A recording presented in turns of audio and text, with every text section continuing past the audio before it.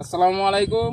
এই বছর প্রথম ধান কাটা চর সয়ানি পশ্চিমপাড়া আর আমার পেজটি হলো ঘুরে ফিরি বাঞ্চার নম্বর সয়ানির পেজে আপনাদের দেখানোর উদ্দেশ্য হইল এই বছর যে ধান কাটতেছি আমার এক ক্ষেতে ধান পাকছে, এক সাইডে আরেক সাইডে কাঁচা।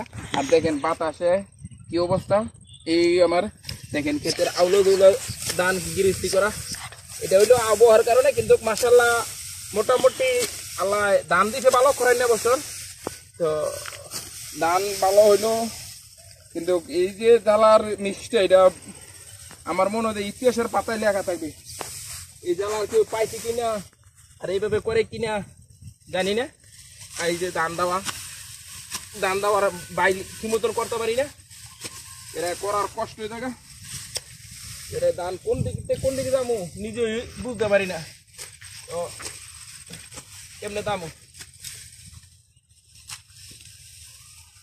ধান দেওয়ার চেয়ে বেশি হইলো সৌন্দর্য তৈল আপনারা যখন মুড়িটা বানবেন।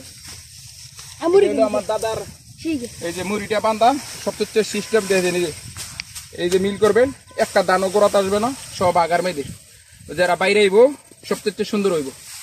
তো এই বলে বিদায় নিলাম, ভালো থাকবেন, আল্লাহ হাফেজ। ঘুরে ফিরি বাঞ্চার নম্বর সয়ানি পেজটি সবাই ফলো দিয়ে রাখবেন। এতে ঘুরে ফিরি বাঞ্চার নম্বর সয়ানি। ওকে, আল্লাহ হাফেজ। আসসালামু আলাইকুম দর্শক, আজকের দান দেওয়ার সাকিবুল, সাহিদ, ইব্রাহিম সবচেয়ে ভালো দান দিয়েছে ইব্রাহিম। এর জন্য করে আইসক্রিম খাওয়াইতেছি 10টা দামের। আর এইলো আমার ক্ষেতের মোটামুটি শেষ পর্যায়ে দান দেওয়া। তো দেখেন এইলো ক্ষেত একদম ফুয়ে পড়ছে, আধা ঘন্টার ভিতরে ক্ষেত দাইয়া শেষ করে লিছি।